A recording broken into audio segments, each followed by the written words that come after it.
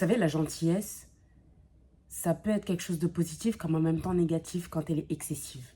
Si tu es quelqu'un qui donne trop sa gentillesse facilement, dans le sens où qui dit oui à tout, qui a peur du rejet, qui a peur de ne pas être vraiment validé par les autres, consciemment ou inconsciemment, je ne sais pas, il faut que tu y travailles.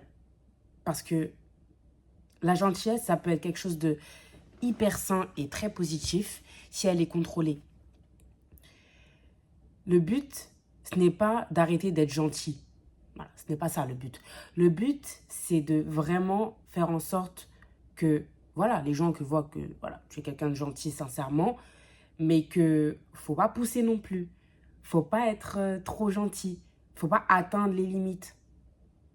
Donc, moi, ce que j'ai envie de te dire, c'est que il faut que tu arrêtes de chercher la validation des gens et avoir peur du rejet. Car tu as clairement peur du rejet. Si les gens, jusqu'à maintenant, ils t'utilisent pour quelconque raison, imaginons, je ne sais pas, quelqu'un qui a une voiture et que souvent les gens te parlent ou juste t'adressent la parole juste parce que tu as une voiture. Vous voyez? Et normalement, dans ce genre de moment-là, tu es censé te dire, ok, cette personne, elle est juste là par intérêt, je veux juste arrêter de lui parler. Et la prochaine fois, si elle essaye de essayer quoi que ce soit, je vais lui mettre un stop. C'est comme ça que ça se fait.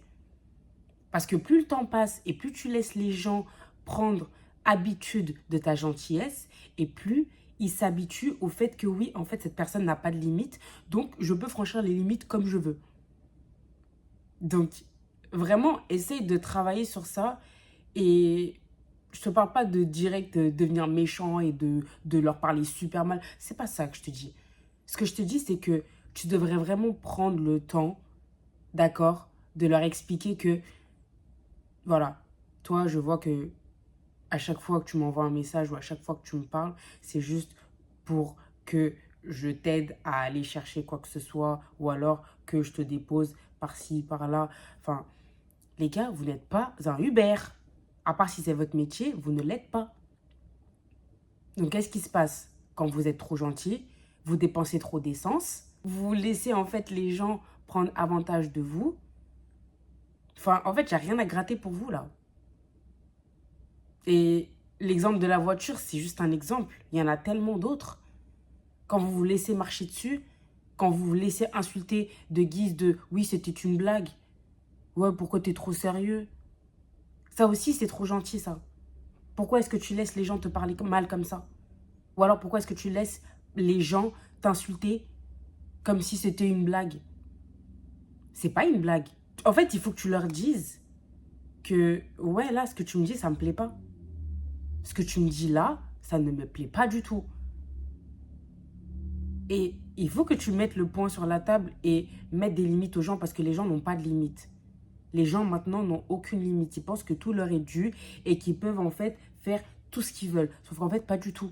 Donc moi, ce que j'ai à te dire, c'est quoi? C'est que arrête de laisser les gens empiéter sur ton chemin ou sur ta façon d'être. Il faut que tu travailles là-dessus. Il faut que vraiment tu te poses 2 secondes, tu te dis, mais en fait, la fois où telle personne m'a appelé, mais en fait, c'était juste pour ma voiture. Ouais, la fois où cette personne, elle a rigolé de moi, ou alors elle a fait cette blague-là, bah moi, en fait, je me rappelle, ça me faisait pas rire. Mais je faisais semblant de rigoler. Mais en fait, au fond de moi, ça me faisait pas rire du tout. Mais là, c'est la même chose.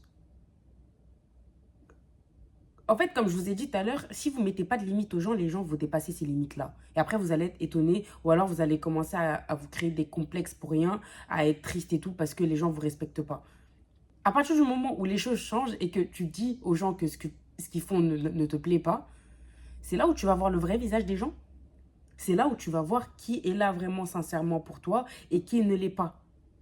Et souvent, ceux qui ne sont pas là pour le bien, ils vont très vite partir comme ils sont arrivés, à une vitesse comme pas possible.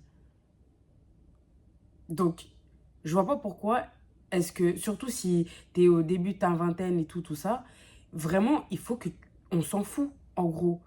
Il faut que tu mettes des limites aux gens, sinon ils vont continuer à dépasser ces limites-là et un jour, ça sera trop tard. Donc, mets du poing sur la table et dis que ouais, certaines choses ne te plaisent pas. Ou alors tu leur dis très clairement, tu leur dis non, moi je veux pas, là j'ai pas assez d'essence, je ne peux pas. Simple et efficace.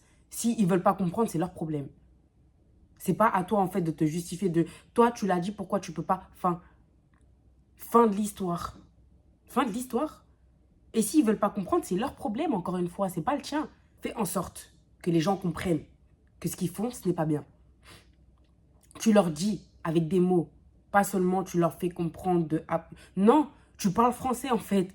Tu leur dis oui, là t'as vu, j'ai l'impression que depuis qu'on se parle et tout, la plupart du temps on se parle et tout ça, c'est juste pour que tu prennes avantage de ma voiture ou alors tu me demandes de oui, moi j'aimerais bien que tu viennes me chercher à tel ou tel endroit. Tu vois, ça c'est des trucs où genre, il faut leur dire. Et s'ils ne comprennent pas, tant pis pour eux. Et juste, en fait, ça montre simplement que ces personnes ne sont pas bonnes pour toi. Et remercie Dieu pour ça parce que à partir du moment où tu mets le poing sur la table et que tu vois le vrai visage des gens, c'est là où tu vas te dire, purée, en fait, Dieu, il fait bien les choses. Là, il m'éloigne des personnes qui sont mauvaises pour moi et toxiques pour moi. Tu vois ce que je veux dire?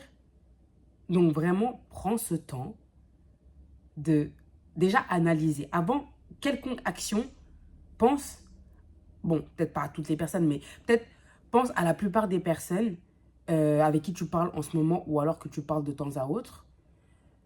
Observe qui sont là sincèrement pour toi ou qui ne sont pas là sincèrement et qui juste tirent avantage de toi. Et la voiture, c'est un exemple, encore une fois. Ça peut être plein d'autres choses.